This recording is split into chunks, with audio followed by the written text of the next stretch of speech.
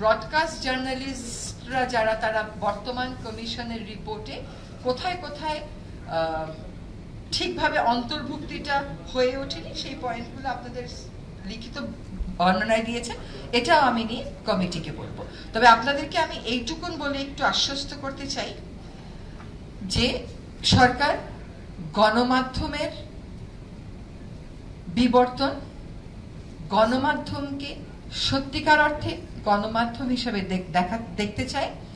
এই জন্য এই সরকার কাগজে কলমে যে সংস্কারটুকুন করা দরকার সেটা করার জন্য একটা কমিটি করেছে, ওই কমিশনের সুপারিশ বাস্তবায়নের জন্য।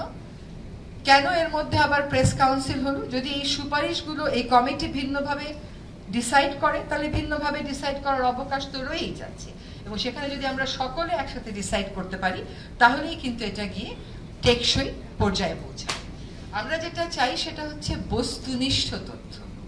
মাঝে মধ্যে কোনো কোনো সভায় এসে কথা বলে গিয়ে দেখি এমন কথা আমার নামে ফটোকার্ড করে দিচ্ছে যার ধারে কাছ দিয়েও আমি যাইনি, শব্দগুলোও আমি উচ্চারণ করিনি। সেগুলো করে কিন্তু আপনারা নিজেদেরকে দুর্বল করেন। আপনার যখন গ্রহণযোগ্যতা সমাজে বাড়বে তখন আপনার উপর অ্যাটাক করা কিন্তু মুশকিল হবে।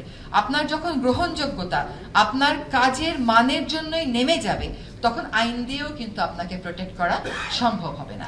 তাই যদি সম্ভব হতো তাহলে প্রবল প্রতাপশালী একটা সরকার এভাবে পতন তো হতো না তার।